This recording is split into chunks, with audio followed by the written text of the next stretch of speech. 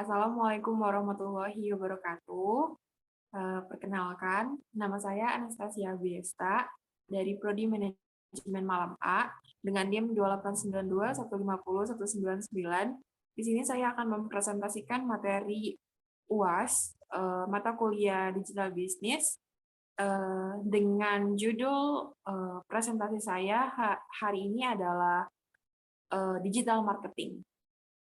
Sebelumnya dosen pengampu saya Bapak Joni Tesmanto, dan saya dari Fakultas Ekonomi dan Bisnis Universitas Pancasakti Bekasi. Next. Nah, jadi di sini saya akan mempresentasikan tentang digital marketing, yaitu dimulai dari apa itu digital marketing, pengertian digital marketing menurut para ahli, kelebihan digital marketing, dan yang keempat adalah jenis-jenis digital marketing. Nah, jadi dimulai dari pengertiannya itu, digital marketing adalah suatu strategi pemasaran menggunakan media digital dan internet. Nah, jadi sebuah planning atau sebuah rangkaian konsep dan juga ide mulai dari promosi sampai budgeting itu sudah terkonsep dalam sebuah digital marketing. Nah, dalam produk perusahaan atau brand yang melakukan digital campaign itu biasanya melalui website ataupun sosial media. Nah, hal-hal demikian itu bisa kita sebut sebagai istilahnya digital marketing. Nah, jadi seiring dengan kemajuan teknologi, tren makin bervariasi. Salah satunya itu dengan muncul digital marketing. Nah, dengan seiring dengan masifnya perpindahan dari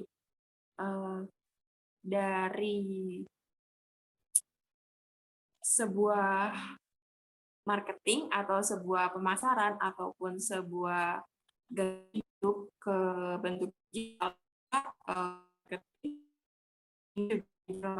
dibentuk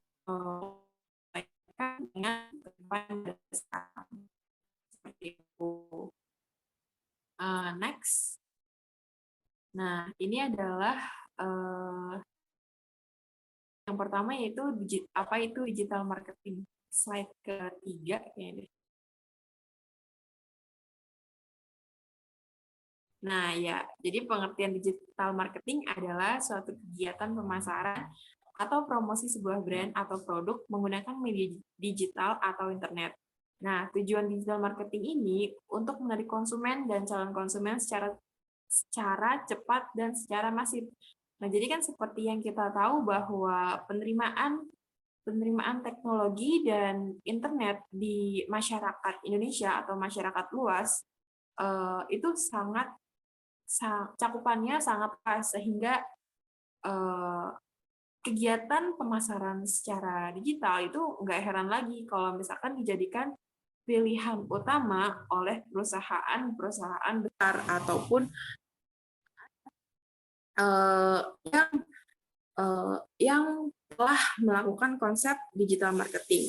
Nah, akibatnya perusahaan ini saling berkompetisi nih, membuat sebuah digital marketing dalam bentuk konten, dalam bentuk video, foto, atau copywriting yang menarik untuk ditampilkan dalam pemasaran di dunia maya. Nah, jadi contoh teknik pemasaran yang termasuk dalam digital marketing adalah SEO atau Search Engine Optimization, yaitu periklanan online seperti Facebook Ads, Google Ads, sejenis promosi media online yang kita bisa jumpai di sosial media kita sendiri. Nah, seperti itu. Selanjutnya adalah pengertian digital menurut para ahli. Yang pertama itu dari Ridwan Sanjaya dan Joshua Tarigan. Digital marketing adalah kegiatan pemasaran termasuk di media. Sebagai contoh yaitu blog, website, email, AdWords, dan berbagai macam jaringan media sosial. Nah, jadi dalam pengertian ini bisa kita pahami bahwa digital marketing adalah suatu proses perencanaan dan pelaksanaan konsep, ide, dan juga promosi, dan juga distribusi dari sebuah perusahaan untuk brandnya yang secara sederhana dapat diartikan sebagai pembangunan atau pemeliharaan hubungan yang saling menggantungkan antara konsumen dan produsen. Jadi setelah terkonsep dalam sebuah digital marketing, maka diharapkannya tidak ada miskomunikasi antara konsumen dan produsen. Nah, secara tidak langsung, digital marketing ini juga memiliki efek yang sangat berpengaruh dengan cakupan yang luas, karena digital marketing ini sendiri menggunakan berbagai branding yang sangat khas dan juga dapat mempengaruhi audiens yang melihat. Next adalah kelebihan digital marketing. Ya. Nah, jadi banyaknya digital marketing yang dipakai oleh perusahaan-perusahaan ini telah membuktikan bahwa banyak kelebihan dan manfaat yang dapat diperoleh. Contohnya itu adalah yang pertama itu kecepatan penyebaran, yang kedua kemudahan evaluasi, yang ketiga itu jangkauannya lebih luas, yang keempat murah dan efektif. Maaf ya, ini typo. Yang kelima, membangun nama brand. Dari yang ini ya, kecepatan penyebaran. Nah, jadi kan strategi pemasaran dengan menggunakan media digital itu dapat kita atur, dapat dilakukan sangat cepat, bahkan dalam hitungan menit atau jam. Nah, jadi selain penyebarannya yang luas, strategi pemasaran ataupun target itu dapat kita raih dengan menentukan siapa saja yang bisa interest ke dalam produk kita. Yang kedua adalah kemudahan evaluasi. Nah, jadi dalam digital marketing ini, informasi-informasi seperti berapa lama produk yang kita tonton, berapa orang yang telah menyukai produk kita, atau misalkan juga dalam marketplace itu berapa orang yang telah mengambil produk kita ke dalam keranjang mereka, walaupun memang belum mereka bayar atau mereka beli, setidaknya kita telah mengetahui bagaimana grafik pembelian atau informasi-informasi menyangkut dengan brand kita. Terus juga berapa persen konversi penjualan dari setiap iklan dan sebagainya. Nah, jadi informasi semacam itu bisa kita lakukan sebagai evaluasi di mana iklan kita yang baik atau yang buruk, di mana iklan kita atau marketing kita itu termasuk ke dalam marketing yang menarik atau malah yang membosankan atau yang menjelekkan citra produk. Selanjutnya adalah jangkauannya lebih luas. Nah, jadi kelebihan utama dari digital marketing yang menyeluruh ini, jangkauan geografis dari digital ini sangat luas, karena kan kita bisa set produknya itu di Indonesia saja atau bisa kita juga tawarkan ke luar negeri. Nah, ini dapat menyebarkan brand atau produk ke seluruh dunia hanya dengan beberapa langkah mudah dengan memanfaatkan internet. Jadi dengan memodalkan internet, produk yang kita pasarkan, yang kita pasang di iklan itu sudah menyeluruh atau sudah orang-orang temukan di belahan dunia sana tanpa kita harus membuka cabang, menyebarkan secara door to door yang cara-cara tradisional seperti itu.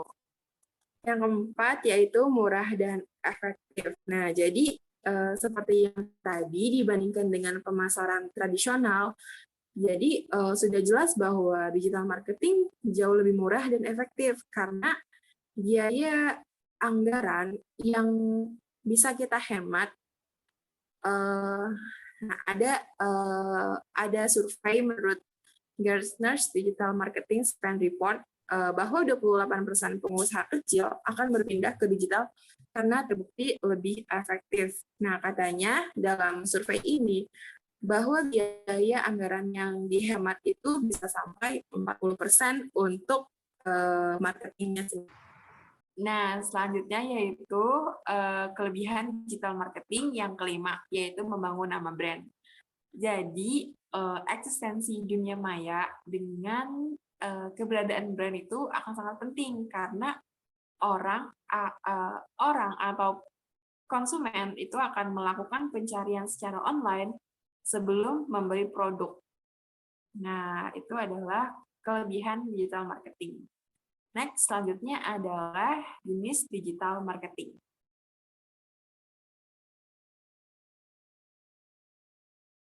Nah, jadi jenis-jenisnya itu banyak ya untuk digital marketing itu tidak hanya iklan saja. Yang pertama ada website, yang kedua ada search engine marketing, yang ketiga social media marketing, yang keempat ada online advertising, yang kelima email marketing, yang keenam ada juga video marketing. Dimulai dari yang pertama yaitu website. Nah, jadi website ini adalah sebuah laman online yang dibuat oleh perusahaan untuk menunjukkan sebuah profesionalisme perusahaan. Nah, jadi dalam website ini dapat membantu konsumen mengetahui bisnis yang perusahaan itu jalankan, juga dapat mengetahui berbagai produk yang perusahaan itu buat. Nah, jadi promosi yang hemat dan juga membangun citra perusahaan dengan media bisnis yang mudah.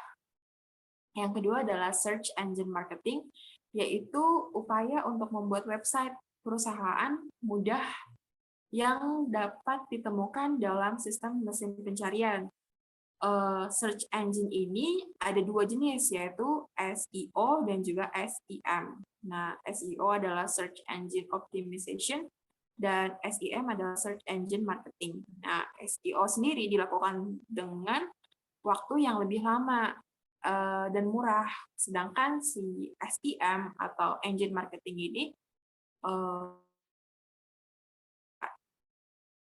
yang ketiga, social media marketing. Nah, ini adalah sebuah marketing yang bisa dilakukan di berbagai platform di media sosial seperti Facebook, Twitter, Instagram, ataupun media sosial lainnya, karena dapat dilakukan dengan biaya yang minim, bahkan bisa kita lakukan dengan membuat konten tanpa membayar ataupun gratis. Nah, ini tentu saja dapat meningkatkan brand perusahaan karena pengguna platform di media sosial itu sudah banyak dan sudah luas. Yang keempat, online advertising.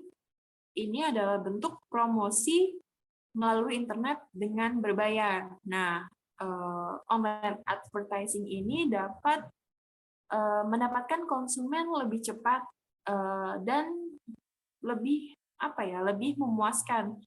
Namun karena ini online advertising, ini terbilang cukup pricey atau agak mahal karena dibandingkan jadi sebelumnya, online advertising ini kita hanya menaruh sebuah produk dan produk itu akan tersebar dengan sendirinya, juga ada juga evaluasinya, sudah terangkum dalam sebuah file. Hanya saja agak lebih mahal. Yang kelima adalah email marketing. Nah, cara email marketing ini bisa dilakukan dengan pembuatan yang pertama website itu sendiri, karena jika kita atau perusahaan itu melakukan marketing dengan email, perusahaan harus di zaman sekarang itu harus tahu lebih dulu atau harus izin lebih dulu apakah konsumen bersedia untuk menerima beberapa email yang akan dikirimkan dari perusahaan untuk sebuah promosi atau update-update tentang produk itu sendiri.